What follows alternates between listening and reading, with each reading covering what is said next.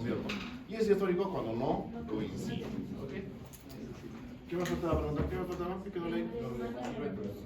Ah, ya. ¿Qué maniobra semiológica me permite determinar el tamaño de la cinta cardíaca? Percusión. Ya está, listo. Díganle a otra compañera que pase por acá adelante, por favor. Pase a estar. Ok.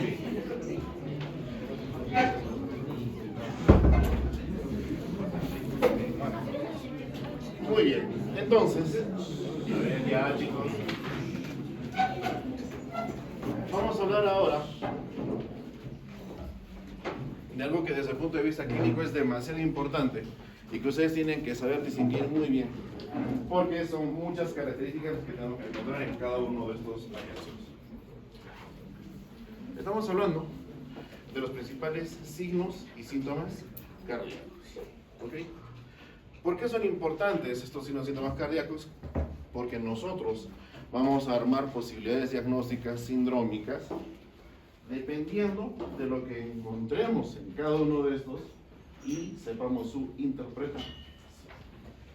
Cada uno de estos signos y síntomas cardíacos, si bien los estamos estudiando, los estamos viendo ahora en el capítulo de semiología cardiovascular, no significa que solamente se encuentren en patologías cardíacas o cardiovasculares.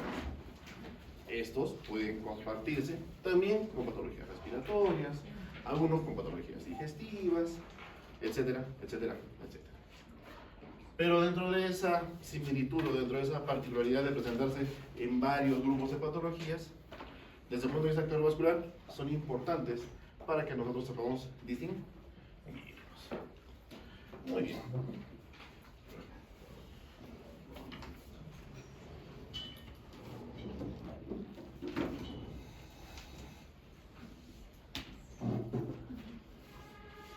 ¿Qué es la cianosis? Esto es la cianosis. La cianosis es nada más. ¿Es compañero de la clase? Sí. ¿Qué pasa por delante? Ya, así lo Rosy, por favor, abre la puerta. Aunque sea por acá. La cianosis es la respuesta tisular o la respuesta a nivel de piel a una baja perfusión de oxígeno. Esa baja perfusión se puede dar por una alteración a nivel de la microvasculatura o por un déficit en el transporte de oxígeno, sea por una o sea por otra. Esa es la forma en la que nosotros podemos evidenciar cianosis. ¿Ok? Eso es a nivel de las manos.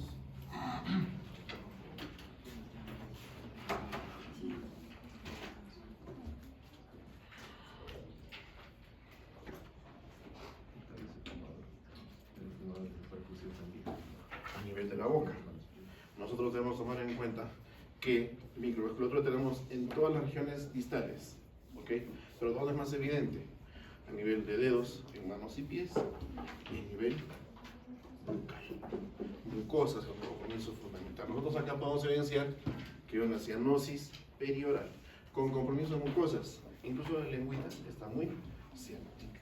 Acá estamos hablando de una disminución en la perfusión.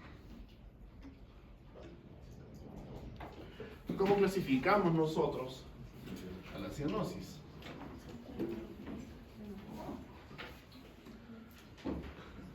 Va a depender del grado de compromiso que encontremos nosotros en este proceso de desaturación. ¿Ya? Vamos a hablar de una cianosis central cuando tengamos fundamentalmente problemas respiratorios que condicionan esta cianosis.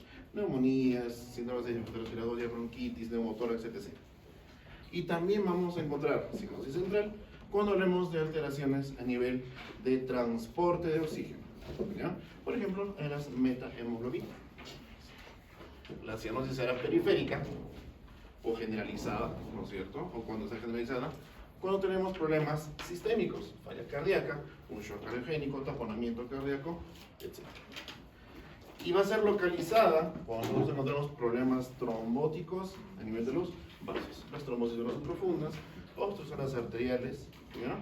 Y también cambios bruscos de temperatura.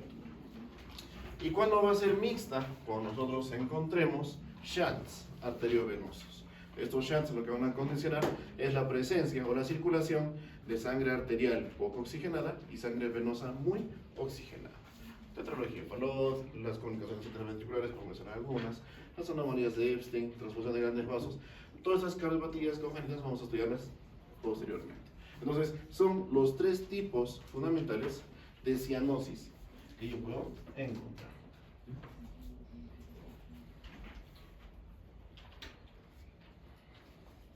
¿Y fisiopatológicamente en qué consiste?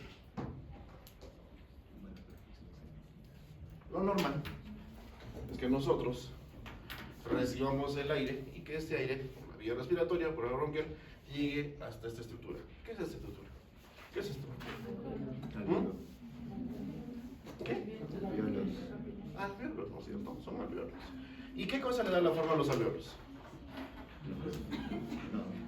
¿Qué le da la forma a los alveolos? ¿O de por sí tienen esa forma y nada lo puede cambiar? Surfactante. Si desde el punto de vista respiratorio yo recibo aire y tengo déficit de surfactante en el paciente, el alveolo colapsa y se pierde su capacidad de intercambio gaseoso. Hay una relación muy íntima entre el alveolo y el capilar, la membrana alveolo capilar, que en condiciones normales, cuando no hay procesos inflamatorios ni infecciosos, a nivel microscópico, histopatológicamente hablando, tiene dimensiones precisas que permiten el intercambio del oxígeno y del CO2. ¿Ok? Cuando yo presento una disminución en la cantidad de oxígeno contenida a nivel alveolar o tengo algún problema para el intercambio a nivel de la membrana alveolo-capilar, la sangre que tendría que salir muy oxigenada del alveolo sale poco oxigenada. Resultado, cianosis.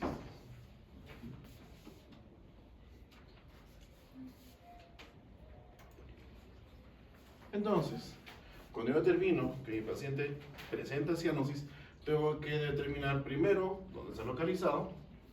Una vez que sé dónde está localizado, debo interpretar o qué significa esa localización y cómo debo explorar. Ahí hemos mencionado que los vasos que van a caracterizarse por presentar cianosis son los más distantes. A nivel de cara, labios, puntos de la nariz, lóbulos de las orejas, importante, pies, manos, ¿no es cierto? Incluso el lecho unguial. Cuando encontramos un paciente que está cianótico, vamos a evidenciar alteraciones en la coloración de la piel. Esa se torna azulada, ¿ya? Y hemos dicho, puede ser o generalizada, o puede ser localizada o circunscrita. La cianosis central, ya sabemos en qué consiste, la periférica, la mixta, y las alteraciones en la hemoglobina. Entonces, yo ya debo tener claro qué cosa es lo que debo buscar cuando mi paciente, por ejemplo, presenta una cianosis central. La desaturación o la baja concentración de oxígeno en el paciente es muy importante. Entonces, ¿qué cosa puede ocasionarme esto? Disminución en la presión de oxígeno a nivel vascular, las hipovolemias a nivel pulmonar y los shunts o cortocircuitos. Por ejemplo, si yo tengo en manos una alteración a nivel de lo que es la hemoglobina, ya estas son patologías hematológicas, debo entender que hay un problema en la fijación de oxígeno para su adecuado transporte. ¿Dónde encuentro eso? Las metahemoglobinemia, las sulfahemoglobinemia y las intoxicaciones farmacológicas o exógenas, ¿ya? Por poner ejemplo. Entonces, debo entender yo cómo es que se produce cada uno de los tipos de cianosis y qué es la patología que podría estar condicionando su presencia. ¿Ok? ¿Quedó claro cianosis? ¿Sí? Disnea. La disnea es un signo cardinal muy importante y bastante fácil de determinar en muchas patologías, no solamente cardiovasculares. Significa que hay dificultad que evidencia el paciente para respirar. Cuando la disnea es muy importante, como en el caso de repente de este señor, el paciente describe su sensación como excesiva sed de aire, le falta el aire. Y eso condiciona algunos hallazgos, por ejemplo, dolores precordiales, por la desaturación, por la dificultad respiratoria también, excesivo cansancio a esfuerzos de repente habituales o reducidos, y cuando este ya es importante, incluso diaforesis, taquicardia y todos los eventos compensatorios. Entonces, ¿qué cosa es lo que puede causar disnea? Son varias las causas. Vamos a hablar primero de los hallazgos agudos. ¿Bien? Vamos a entender que la disnea, fundamentalmente, cuando es de tipo agudo, tiene la mayor parte de las oportunidades origen pulmonar. Es la generalidad, ¿sí, doctor? Doctor, ¿cómo diferenciamos una disnea de origen pulmonar con una de origen cardíaco? Dependiendo de cuál es la patología de fondo de tu paciente. Por ejemplo, viene un paciente disnéico, dos pacientes disnéicos, comparemos, ¿ya? Uno que, indagando en su historia clínica, sabemos que tiene antecedentes de exposición a biomasa, fumador crónico, y que ha trabajado de repente en construcción, expuesto a ese tipo de sustancias, todas por vía inhalatoria. Versus un paciente disnéico también, que es hipertenso crónico, mal manejado, que tiene historia de síndromes edematosos a repetición. Entonces, ambos son disnéicos, pero uno, el que tiene antecedente respiratorio, tiene la disnea por la patología respiratoria propia. El EPOC que se está instalando, la fibrosis pulmonar que condiciona este EPOC, etcétera, etcétera, etcétera, incluso la hipertensión pulmonar, condicionan la disnea. Pero en el paciente hipertenso no. En el paciente hipertenso crónico de larga data, de repente estamos frente a una cardiopatía hipertensiva que está cursando con una falla cardíaca. Esa falla cardíaca congestiona los pulmones y disnea. Entonces, depende mucho de lo que encontremos nosotros en el paciente. ¿No? ¿Alguna pregunta más? Nada, listo. Pulmonar. Dentro de estas, las que mencionamos acá. Y las que son de origen extrapulmonar, generalmente, o en la mayoría de los casos, tienen que ver con problemas cardíacos. Digo en la mayoría de los casos porque no solamente son problemas cardíacos los que pueden condicionar disnea. También tenemos algunos problemas neuromusculares o incluso alteraciones a nivel del medio interno, estados acidóticos o alcalóticos en algunos casos. ¿Ok? Listo. Eso cuando el cuadro es agudo. Cuando el cuadro es crónico, no difiere mucho la etiología, ¿ya? También vamos a encontrar patologías pulmonares y extrapulmonares, pero van a seguir siendo un poco más amplias las patologías pulmonares. ¿Por qué?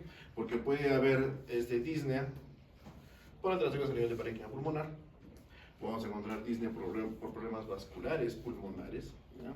Incluso alteraciones a nivel de los músculos respiratorios o problemas o patologías que comprometen músculos respiratorios pueden condicionar disnea en cuanto a los pulmonares. Mientras que en el caso extrapulmonar, lo cardiovascular es lo más frecuente. Es lo primero que tenemos que tomar en cuenta si es que el paciente no presenta patología respiratoria propia. Problemas metabólicos, incluso cuadros psicológicos.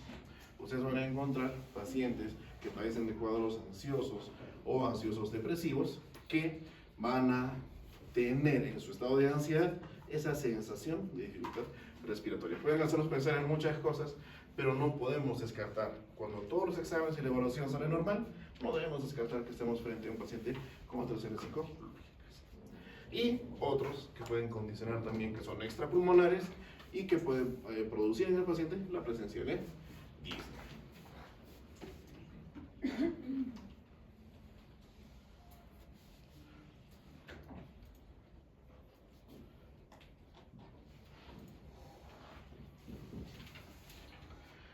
Esta es una forma de clasificar la disnea o de determinar los tipos de disnea que podemos presentar. Las de esfuerzo, las disneas de reposo, las paroxísticas nocturnas, la ortógena y la platina. Son formas de presentación clínica de la disnea. Pero nosotros tenemos que poner en cuenta una cosa importante. Para nosotros catalogar a la disnea, debemos tomar una escala fundamental que vamos a verla más adelante, que es la escala de la NIHA. La NIHA, que es la New York Heart Association, sorry por el inglés mal hablado, es una escala que nos va a permitir determinar clase funcional del paciente. Clase funcional. Y esa clasificación o esa tipología que nos va a dar la NIHA, no solamente para problemas cardiovasculares, sino también para problemas respiratorios, porque evalúa clase funcional. Entonces, si yo, en el caso clínico del examen, les pongo un cortejo sintomático del paciente y les digo qué clase funcional tiene, es porque ustedes tienen que saber cada clase funcional y cuál es su característica para poder determinar cuál es el tipo de disnea que está presentando el paciente. La disnea de esfuerzo, nosotros ya es entendible que es cuando hacemos actividad física. La disnea de reposo, cuando el paciente no hace actividad física y a pesar de eso se manifiesta la dificultad respiratoria. La paroxística nocturna, cuando el paciente está descansando. La ortopnea tiene que ver con la posición del paciente en el decúbito, ¿no es cierto? Y la platipnea para el paciente en cuanto se encuentra sentado. ¿Ok? Esos son los tipos de disnea que debemos tomar en cuenta desde el punto de vista clínico. ¿Ya? ¿Y cómo es que se da? Lo que tenemos en pantalla es un proceso fisiológico normal del estímulo respiratorio. Llega un momento en el cual los músculos respiratorios, los quimioreceptores aórticos y carotídeos determinan concentraciones de oxígeno circulante a nivel vascular. Cuando esas concentraciones de oxígeno están disminuyendo, se estimula. ¿Por qué? Por la sensación de falta de aire, con sensación de opresión en el pecho. Entonces, todo esto origina un feedback a nivel de la corteza sensorial y emite una respuesta motora, obviamente, a través de la corteza motora. ¿Y cuál es ese evento motor que se da por la presencia de esta dificultad, de esta falta de aire, de esta presión en el pecho? La relajación del diafragma, la amplitud de los campos pulmonares, se crea una presión negativa y el aire ingresa por las fosas nasales. Inspiración. Una vez que yo inspiro, llego a saturar de oxígeno adecuadamente, se pierden estas sensaciones de falta de aire, la opresión en el pecho porque ya estoy oxigenando, listo, y empieza el intercambio gaseoso. Se da el intercambio gaseoso, otra vez el circulante pierde concentración de oxígeno y se vuelve a dar el estímulo, la sensación de falta de aire. Cuando nosotros aguantamos la respiración, los que nadan o los que hacen buceo, hay un momento en el cual se nota que la concentración de oxígeno disminuye y nos impulsa a ir a la superficie. ¿Qué es lo que se siente? Cuando estamos excediendo el límite. Opresión en el pecho. Es lo primero que se siente. O sea, incluso se dificulta en regresar si es que la opresión en el pecho es muy importante. Entonces, esa opresión en el pecho es el evento final de la descompensación. Porque la falta de aire ya la hemos percibido mucho antes, pero no ha sido del todo evidente desde el punto de vista de la sensación. Cuando ya tengo presión en el pecho, la sensación es máxima y tengo que hacer lo posible por inspirar. Es ahí donde vuelve a darse el ciclo y se da de esa manera. ¿Ok? Entonces, cuando nosotros tenemos problemas a nivel de los receptores, ya sean esos carotídeos o aórticos, tenemos un problema a nivel de los diafragmas, tenemos un problema a nivel de pared torácica, o a nivel de pared pulmonar, o a nivel respiratorio, o a nivel neurológico o nervioso, la disnea se puede hacer patológica y posiblemente mortal. ¿Ok? Hay que entender bien. Muy bien.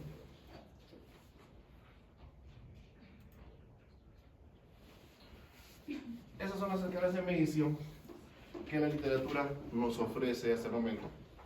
Tenemos tres, que son la MRC, que es utilizado básicamente por los europeos, la NIJA, que es la cual estamos hablando hace un ratito, y la escala de Borg, que es una última, que es una modificación, es una adaptación para mejorar la interpretación del signo del síntoma en el paciente. Entonces, si bien ambas, tanto la MRC como la NIJA, nos hablan del paciente y su capacidad funcional, nosotros al utilizar la disnea, la escala NIJA, somos mucho más escuetos al momento de la evaluación. Es simple, no le tenemos que marear al paciente preguntándole si puede caminar 100 metros o no, porque ¿quién anda con su wincha, pero con su metro, está todo ahí metrado para caminar? No. Entonces, tenemos que saber o entender que esta forma de clasificación permite entender de mejor manera cuál es el grado funcional del paciente. Si hablamos de una clase 1, significa que no hay síntomas, ¿ya? Pero estos síntomas no se presentan cuando el paciente hace sus actividades habituales, ¿no es cierto? Podría decirse que es lo normal, podría decirse. La clase 2 habla de síntomas que el paciente presenta, o sea, la dificultad respiratoria a la actividad ordinaria. Por ejemplo, cuando está empezando a caminar y a paso apurado, porque es la forma de evaluar la capacidad ventilatoria. Hagan de cuenta, cuando nosotros evaluamos al paciente con la prueba de caminata, le decimos al paciente que se ponga la cabecita, que está a unas 3 cuadras del trabajo y que está llegando tarde. Esa intensidad, esa velocidad de caminata. Ojo, no tiene que correr, no tiene que trotar. Caminata veloz. Entonces yo determino ahí, porque ese es un esfuerzo habitual, ¿no? Determino qué tan descompensatorio es ese aspecto cuando el paciente lo realiza. Si yo evidencio que es mucha la descompensación y es mucha la desaturación, es una clase 2. La clase 3 habla de la presencia de esta disnea o esta disminución en la capacidad de ventilación cuando el paciente hace actividades con menos esfuerzo. Por ejemplo, subir gradas, como se llama, o por ejemplo, subir una pequeña pendiente. Ahí, normalmente no debería haber tanto desgaste. Acá el paciente sí presenta mayor sintomatología, clase 3. Y la clase 4, cuando el paciente está en reposo y las actividades más habituales como lavarse los dientes, peinarse o vestirse condicionan dificultad respiratoria. En ese caso, ya estamos hablando de una clase 4. A eso me refiero con clases funcionales. Si ustedes se dan cuenta, evaluamos qué tan funcional o independiente es el paciente hasta el momento de presentar la sintomatología. Y la escala de Borg, como les decía, es una adaptación de los dos anteriores, en las cuales yo intento ser un poco más claro con el paciente, que él me perciba de mejor forma cuál es la información que necesito yo recibir para entender mejor su patología. Si bien se ha utilizado de regular forma la escala de Borg, nosotros seguimos utilizando la escala de Lanija para catalogar a los pacientes con disnea. Muy bien. ¿Alguna pregunta sobre disnea? ¿Todo claro? El dolor torácico. De por sí, hablar de dolor al momento de evaluar a un paciente es hablar de un signo que es bastante inespecífico y que va a depender mucho del éxito de evaluarlo, del umbral que el paciente tenga de soportar este dolor. Hay pacientes que llegan con infartos de miocardio, por ejemplo, que el dolor es soportable, el paciente hasta puede llegar caminando. Mientras que hay síndromes coronarios que al paciente con una menor compromiso estructural, no en un infarto, sino solamente como síndrome, puede llegar con el dolor muy importante y hacernos pensar que es algo más catastrófico de lo que debería ser. Entonces, cuando nosotros hablamos de dolor torácico en sí, hablamos de la molestia, del tipo de molestia que el paciente presenta a nivel de tórax. Este dolor debe tener características, ¿ok? Para descartar si es coronario o si no es coronario. Vamos a hablar más adelante de lo que es síndrome coronario, pero debemos de entender esto. Hay características particulares en los síndromes coronarios, en el dolor anginoso. ¿Sí? Tenemos que ver aspectos de irradiación, tenemos que ver aspectos de duración, tenemos que ver aspectos de presentación clínica, si es opresivo, si es tipo garra, etcétera, etcétera, etcétera, tiempo de duración, etcétera.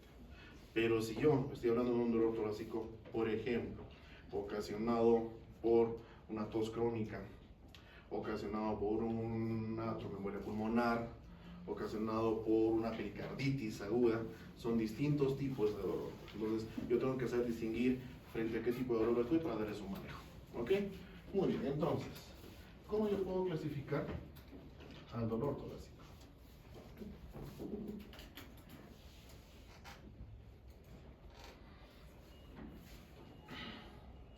Vamos a tener múltiples causas para lo que es dolor torácico. Siempre vamos a tomar en cuenta aquellas que sean desde el punto de vista cardiovascular y las que no sean relacionadas a lo cardiovascular. Por ejemplo, si hablamos de patología netamente cardiovascular, disecciones aórticas hay que tomar en cuenta, dolores anginosos, la pericarditis que les mencionaba, prolapsos valvulares, fundamentalmente a nivel de la mitral, ¿ya? Por mencionar los más importantes. Pero si hablamos de los no cardiovasculares, es todo un abanico de opciones que tenemos, porque problemas digestivos nos lo van a presentar. Los respiratorios, obviamente que sí, musculoesqueléticos e incluso los psicógenos. Esto estoy siendo bastante enfático. Siempre vamos a encontrarnos en algún momento un paciente con trastornos psicológicos o psiquiátricos que vayan a aparentar el cuadro, ¿ya? y que vayan a alarmarnos más de lo que deberíamos alarmarnos. Entonces, siempre tomar en cuenta esto, ¿ok? Entonces, estas son las principales causas del dolor torácico. Siempre yo debo distinguir si el dolor que estoy evidenciando en mi paciente tiene una particularidad cardiovascular o no. Ocurrió una vez cuando estábamos en el Carrión atendiendo la emergencia, que llega el papá de uno de los R1 de psiquiatría con un dolor en epigastrio a la emergencia. Fuerte, el dolor intenso, por eso se aproximó a la emergencia. Cuando lo llamaron a su hijo, a nuestro colega, el R1 dijo: ay, mi papá siempre viene con sus gastritis y tiene eso desde hace mucho tiempo atrás. Entonces, bueno, le evaluamos, el cardiólogo lo evaluó, el gasto también lo evaluó. Sí, acá no pasa nada. Y por mucha curiosidad académica, más que porque nos dé alguna idea, le pedimos un EKG nosotros. Ya, pues mientras eso, el paciente recibió su omeprazol, estaba recibiendo su omeprazol venoso, estaba tranquilo, aparentemente el cuadro había cedido, el cuadro doloroso. Para variar, era un hospital, pues, quienes conocen el Carrión saben que es un hospital MINSA, es un hospital grande y tiene mucha atención en la emergencia. Y el EKG pues se perdió por ahí en el camino y no llegó a tiempo. La cosa es que, pasada una hora más o menos, encontramos al paciente que está ya diaforético y el dolor le había incrementado. Entonces, cuando lo vamos a ver, el asistente ya estaba con él, nos había llamado para que apoyemos, y ya estaba el paciente tirado en el piso doblándose de dolor. Entonces evaluamos la historia y no había el EKG. ¿Qué le pasó con el EKG? La licenciada lo había tomado, pero como le llegaron otros pacientes, lo dejó bien dobladito ahí, al costado de la maquinita. Rotulado, toda la fecha, la hora, pero estaba ahí. Nadie se había tomado la molestia de llevarlo. Agarramos el EKG. Supradesniveles brutales del ST. Múltiples. En todas las derivaciones precordiales. Y se nos fue ahí. Un infarto de miocardio. Así, brutal. Agarró cara diafragmática y anterior. Así en los análisis. Y el paciente solamente vino por epigastral. Vino caminando. Y peor aún, el hijo no le dio la mayor importancia. Dijo: no, su gastritis, su gastritis. Entonces, es por eso que nosotros tenemos que ser muy cautos cuando agarremos un dolor torácico. Muy, muy cautos. Puede parecer algo pequeño o puede parecer algo exagerado, pero nosotros tenemos que ser muy acuciosos al momento de Eva. Es importante que tomen en cuenta esto, ¿no? Listo, ¿qué más? El otro es resumen de lo mismo. No hay problema. ¿Preguntito? Creo que sí. No. Muy bien.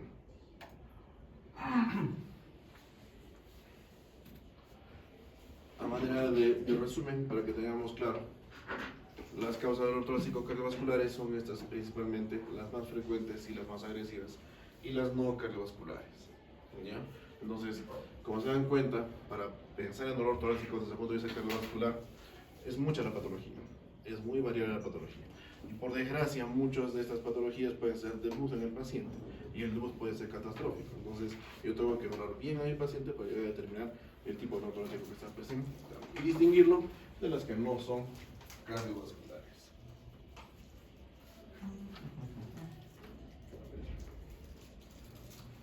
Cuando yo evalúo el dolor torácico, tengo que encontrar o tengo que determinar signos de gravedad en esta evaluación. Por ejemplo, es distinto que un paciente venga agarrándose un poco el epigastrio o la región precordial, que venga caminando y que tranquilo te cuente cómo ha evolucionado su dolor, versus un paciente que llega diaforético, ¿no es cierto?, con un dolor mucho más intenso, o un paciente que llegue doblándose en dos por la opresión torácica que presenta. Entonces, yo debo valorar a mi paciente y su gravedad por el cortejo sinosintomático con el que viene. Medir cómo está la respiración, determinar cómo está la frecuencia cardíaca, la frecuencia respiratoria, perdón, si es que el paciente está presentando disnea de algún tipo, de alguna intensidad, evaluar cómo está el estado de conciencia, qué tan conectado está con el paciente, cómo está lo circulatorio, hablar de lo que es la frecuencia cardíaca, la presión arterial sistólica, la diastólica, diferencial, etc.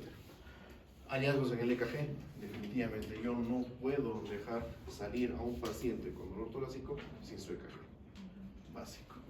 Y problemas o alteraciones en la saturación de oxígeno.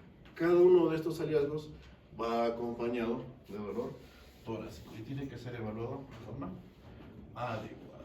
¿Ok?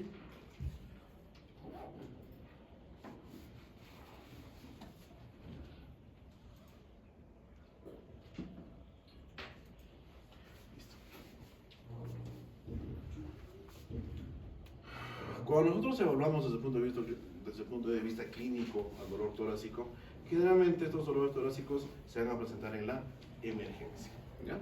Y para evaluar un paciente en la emergencia con dolor torácico, yo utilizo el Health Score o el Score corazón, ¿ya?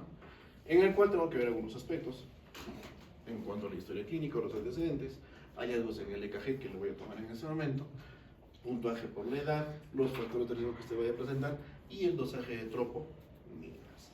Si yo voy a juntar criterios, cada uno con su puntaje, como se están dando cuenta, voy a encontrar un riesgo bajo de una patología cardiovascular en este paciente con dolor torácico si es que mi puntaje es menor o igual a 3. Pero si es mayor a 3, ya tengo el riesgo de que mi paciente esté haciendo algún problema cardiovascular manifestándose este dolor torácico. Tengo que estudiarlo más a fondo. Pero esta es una evaluación que se hace fundamentalmente en la emergencia. El score corazón. Muy bien. ¿Alguna duda con el dolor torácico? ¿Alguna pregunta? ¿Todo claro? ¿Sí? Edemas.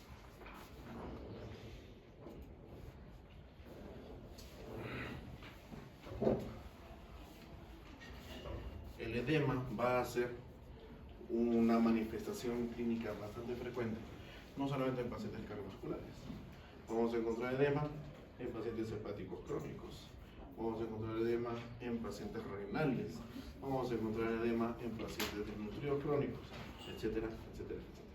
Y cada uno de estos tipos de edema tiene una forma de ser manejada, una forma de ser enfocada. Entonces, más o menos para tener una idea, yo debo determinar cómo está ubicado y dónde está ubicado el edema, ¿ya? Vamos a ver situaciones en las cuales el edema es bilateral o simétrico, o algunos edemas que son localizados.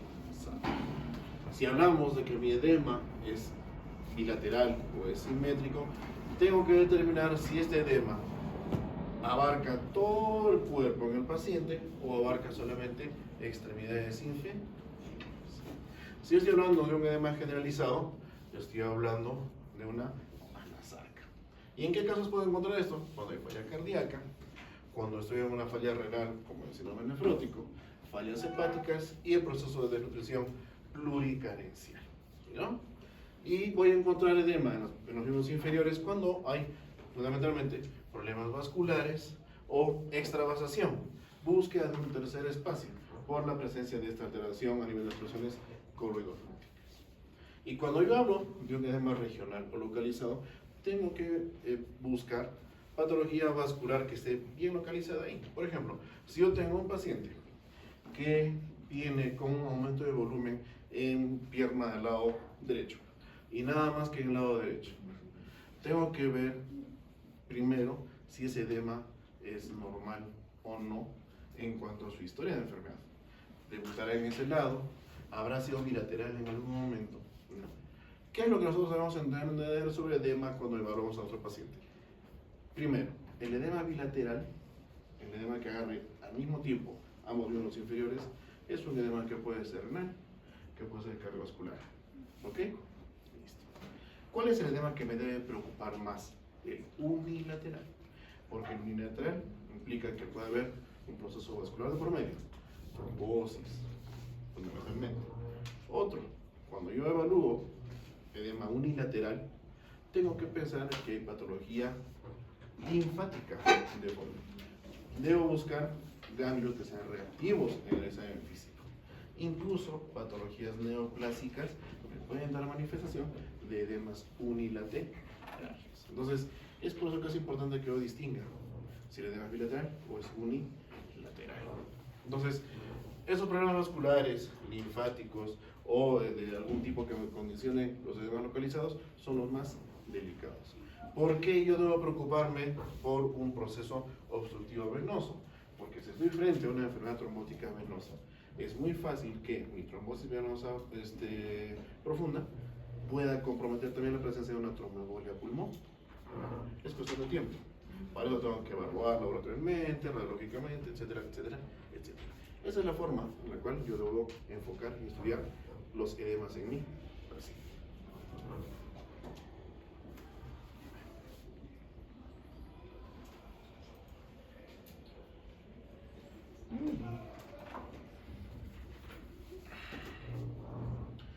Hay dos formas de presentación de un edema.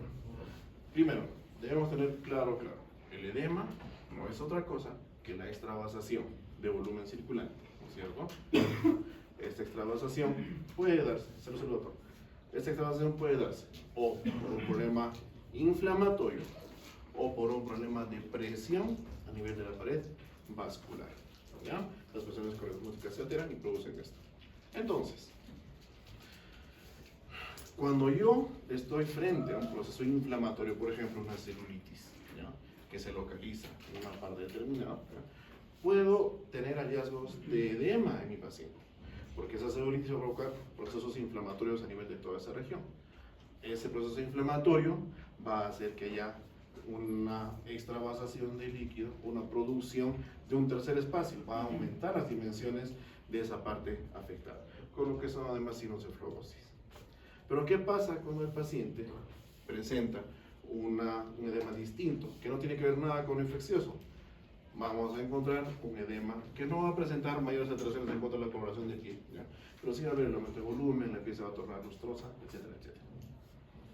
Es acá que yo tengo que distinguir si este edema, esta extravasación que está manifestando el paciente, está ocasionada por un trasudado o está ocasionada por un exudado. El trasudado es todo aquel tercer espacio que el paciente haga con presencia de un proceso inflamatorio o el exudado, proceso inflamatorio o infeccioso. Si yo tengo en el paciente un cuadro infeccioso localizado que cursa con esas características, estoy hablando de un exudado. El trasudado es un proceso edematoso con esas características, pero cuando el paciente presenta alteración a nivel de las presiones coroidosmóticas. Entonces, voy a tratar igual el edema de un exudado versus el trasudado, ¿no?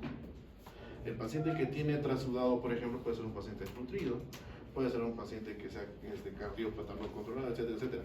Manejo la cardiopatía o manejo el proceso nutricional con aporte de proteínas, y de por sí ese tercer espacio va a empezar a resumirse. El extravascular va a entrar, se va a volver circulante y se van a empezar a fundir los edemas. En cambio, si es un proceso inflamatorio infeccioso, tengo que tratar el problema infeccioso de fondo, y así, poco a poco, ese edema que se ha formado por la infección o por el proceso inflamatorio va a empezar a remitir. Entonces, nosotros sí debemos tomar en cuenta eso. Acá vamos a hablar fundamentalmente de lo que son los trasudados. El trasudado, que tiene que ver con la alteración a nivel de las presiones transparietales vasculares. Entonces, se altera la presión coreosmótica y la presión hidrostática, ¿no es cierto? Ambas alteraciones van a condicionar fuga de líquido del vaso sanguíneo al intersticio, o lo que llamamos extravasación. Una vez que se va a dar extravasación, lógicamente, el volumen que tendría que estar circulando, el volumen circulante disminuye, ¿no es cierto? Hay disminución del volumen circulante. Y eso hace que haya activación del eje renina-angiotensina. Entonces, ¿qué cosa es lo que pasa? El organismo dice, pucha, hay poco circulante, de repente por algún lugar estoy perdiendo, tengo que producir vasoconstricción para regular las presiones arteriales. Se da aumento o activación del sistema renina-angiotensina y se aumenta también la arginina vasopresina. Con eso se retiene sodio y se retiene agua. Entramos en un círculo vicioso, porque al retener más agua va a haber más cantidad de líquido que va a salir del extravascular y van a empeorar los edemas. ¿Listo? Entonces, eso es lo que nosotros debemos entender. El edema, que es de origen cardiovascular, es un trasudado. ¿Ok? Listo. Y para aquellos que les gusta la física, los números y toda la situación, esa es la aplicación ecuacional de lo que es la alteración a nivel de las presiones coreosmóticas e hidrostáticas. Van a ser fuerzas que van a mantenerse en equilibrio normalmente y que van a mantener el intravascular dentro de los vasos sin que haya salida o que extravase. Se altera esto por problemas nutricionales, por problemas cardiovasculares, etcétera, etcétera, y vamos a empezar a presentar extravasación, salida del intra al extravascular. Resultado, edema. ¿Ok? Tómenlo.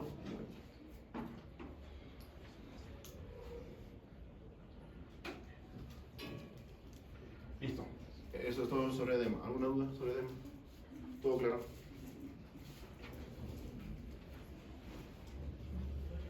Palpitaciones.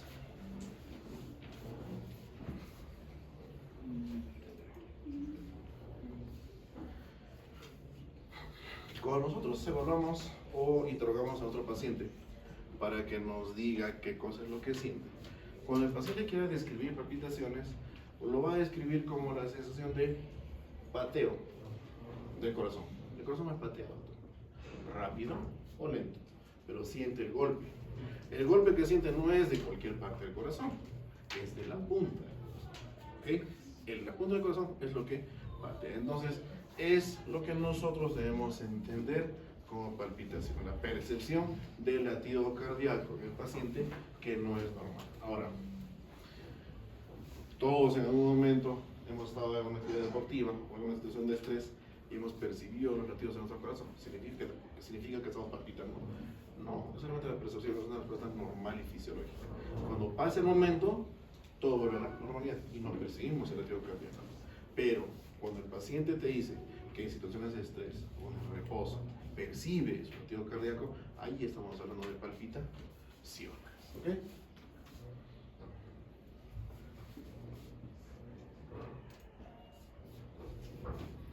Generalmente, estas pueden tener un inicio brusco, un inicio abrupto, cuando se da, por ejemplo, taquicardias paroxísticas.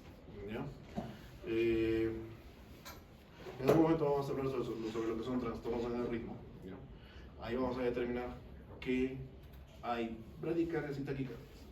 Dentro de las taquicardias o las patologías que condicionan aumento en la frecuencia cardíaca, están los trastornos en el ritmo como la fibrilación auricular. La fibrilación auricular es una alteración en el ritmo, es una patología que condiciona muchas veces ráfagas de presentación y nada más, paroxismos. ¿Ok? Entonces el paciente que debuta con esta patología va a venir a nuestra consulta y va a decir: doctor, hay momentos en los cuales siento que el corazoncito me patea rápido, pero se va.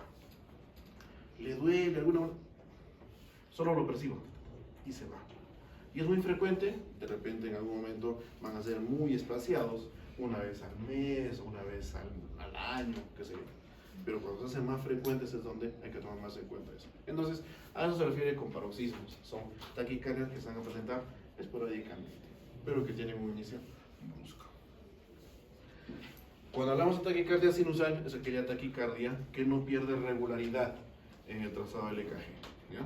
Los ruidos cardíacos pueden estar acelerados o incrementados en su frecuencia, pero tienen un ritmo conservado. Voy a encontrarlos en pacientes ansiosos, por ejemplo, en los cuales también voy a encontrar que el inicio es abrupto o brusco, dependiendo pues de la intensidad de la impresión que ellos tengan, ¿no es cierto? Las taquicardias ventriculares aparecen generalmente durante el ejercicio, ¿ya? Esto hay que tomarlo bastante en cuenta, y cuando estas se inician de forma brusca, tengo que sospechar que hay un trastorno en el ritmo de por medio, ¿ya? No siempre va a ser eso, pero tengo que sospecharlo. ¿Para qué? Para que no se vaya a enmascarar el cuadro con otra patología. Muy bien.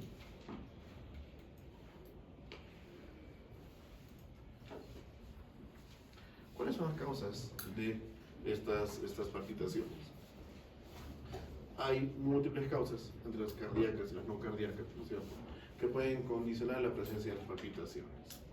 Cuando hay problemas estructurales a nivel del sistema cardiovascular, cuando hay trastornos en el ritmo, ¿ya?, fundamentalmente las cardíacas, y en las no cardíacas pueden haber problemas sistémicos, entre ellos fiebre, problemas tiroideos, trastornos en la menopausia, etc.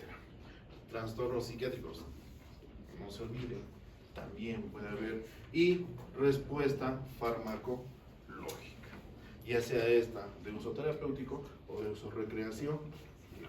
Pero estas son las principales causas de lo que es las palpitaciones. Hay que tomar en cuenta, ¿ya? Muy bien.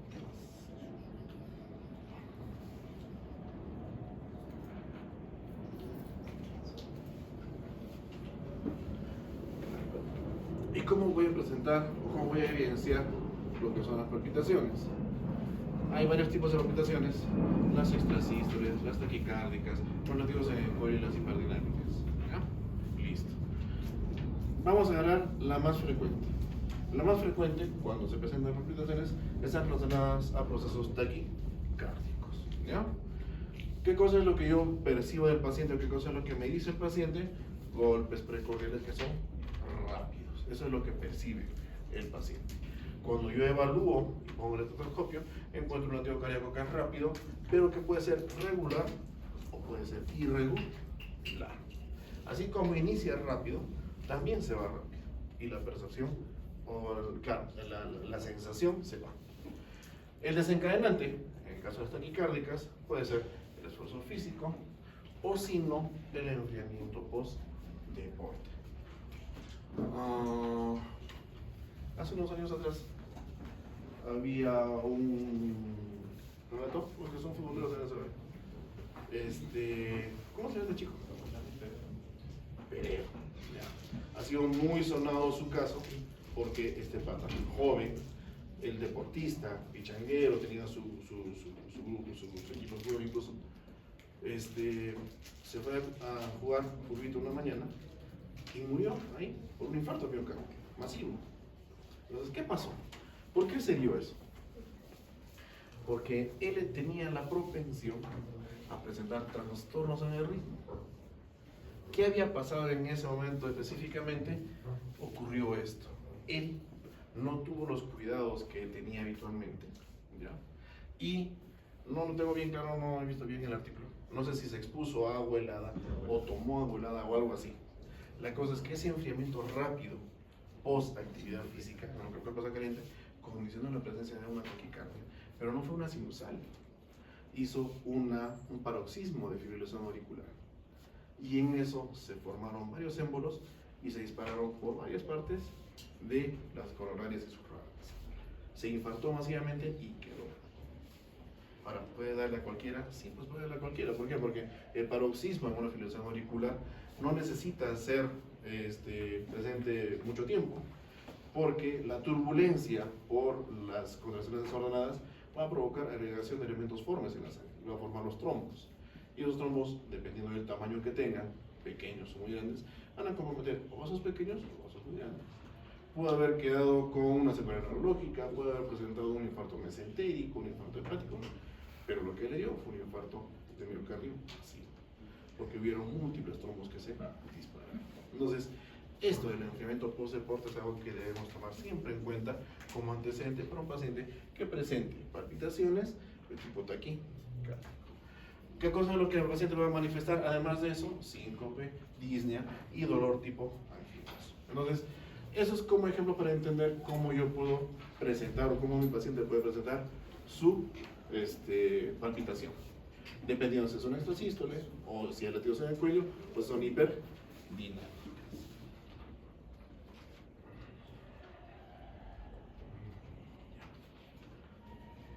Y por último, 5.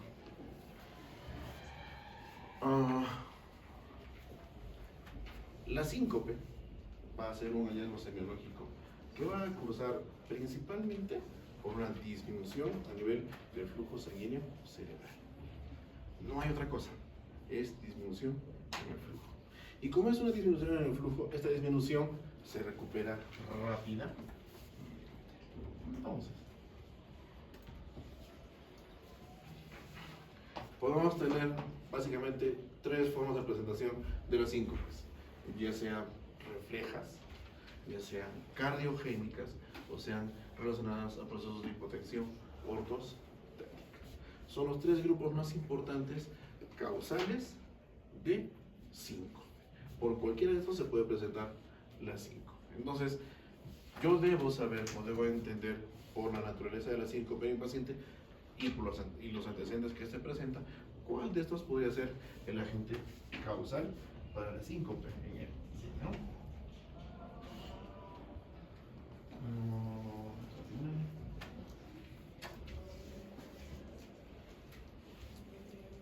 Este es un pequeño resumen de lo que ocurre desde el punto de vista fisiopatológico en una síncope, ¿no? Al haber una disminución en el flujo cerebral, yo voy a encontrar alteraciones a nivel de los receptores que van a encontrar bajas presiones.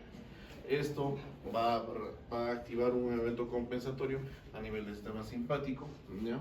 En el cual ya pues van a haber perturbaciones previas que se van a manifestar. Esto va a condicionar el hallazgo o el estado paro reflejo en el paciente. Entonces, para que yo pueda encontrar en el paciente una mejora en la presión arterial sistólica, va a haber de medio reflejos cardiovales, cardiosimpáticos y vasosimpáticos. Va a darse una retroalimentación rápida y voy a volver a mis presiones arteriales sistólicas normales. Todo este evento se da muy rápido. El paciente con síncope, cuando está perdiendo el conocimiento, está cayendo, no pierde el conocimiento, perdón, cuando está cayendo por el evento, llega despierto al piso. Él es consciente de los golpes que recibe, de la caída, de todo. No hay, vamos a ver ahorita, no hay alteraciones que sí se van a dar en otros casos de caídas ocasionadas por problemas neurológicos y todo eso, ¿ya? Entonces, por ejemplo, nosotros debemos saber distinguir y diferenciar muy bien la síncope de lo que es una epilepsia, de lo que es una crisis isquémica transitoria o incluso las neurosis o crisis de pánico. Tengo que saber distinguir. Por ejemplo, lo más frecuente, las epilepsias, ¿ya? Mi paciente con síncope jamás va a presentar pródromos, como sí presenta el epiléptico. Cuando el epiléptico conoce su enfermedad, él presenta alteraciones que percibe como previas a su crisis. Puede ser sensación de hormigueo en las manos, puede ser percepción de disminución de la agudeza visual, puede ser cualquier cosa, pero que él ya lo asocia y está familiarizado con esto previo a su crisis. Entonces, que no les extrañe en un momento, me están caminando por la calle y un paciente que está que es epiléptico y viene con su pródromo, agarra, se quita la casaca, se acomoda rápidamente, se echa y empieza. Porque ya conoce su crisis, ya conoce cómo se va a manifestar. Y en lugar de esperar a que se manifieste y caerse y dañarse más, se acomoda y pasa a la crisis. Cosa que no hay en el síncope. No hay un aura, no hay un pródromo en la síncope. ¿Okay? La síncope simplemente se da por esa disminución a nivel del flujo vasovagal. En epilepsia, luego de que ya el cuadro se instala, empiezan a haber las convulsiones, los movimientos tónico-clónicos, ¿ok? Que no se da en la síncope. El paciente con síncope no convulsiona, ¿ya? ¿Van a haber lesiones traumáticas en ambos? Sí. Pero en el caso de síncope, como les digo yo, como ya es inevitable la caída, él ya percibe su caída, percibe los golpes de la caída, claro, las lesiones que va a haber es solamente por la caída. En cambio, el epiléptico va a haber más daño propio de las convulsiones. Ahora, la epilepsia tiene un trastorno o un trasfondo estructural, sí o sí. Por eso puede haber signos de focalización en el paciente que es epiléptico, cosa que no se presenta en el paciente con síncope. Entonces, este cuadro, ¿qué es lo que busca? Busca diferenciar la síncope con otros cuadros similares que podrían presentar algo parecido, pero que no tienen nada que ver. Analicen en la casa las crisis isquémicas transitorias y lo que son las crisis de pánico. ¿Por qué yo quería agarrar lo que es epilepsia? Porque es la patología con la cual más frecuentemente se puede confundir. Entonces, si en el caso clínico les pongo todo un cortejo sintomático bacán y les escribo muy bien y les digo, el paciente tuvo previo al evento dolor en oído izquierdo, ya es un aura. Puede parecer pequeño y insignificante, pero ya es un aura. ¿Será síncope? Ya no, ¿no es cierto? Listo, entonces toman en cuenta, ¿no? ¿Qué más?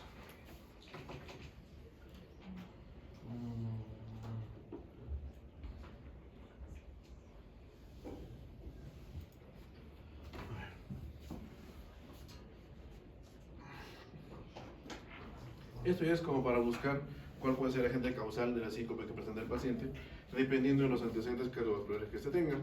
Si este es vasovagal, situacional, si tiene problemas por estar relacionado a trastornos en el ritmo, si es secundario a procesos de bloqueo auriculoventricular, etcétera, etcétera, etcétera.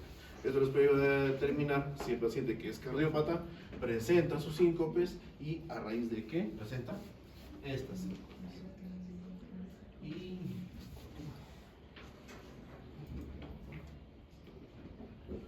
bueno,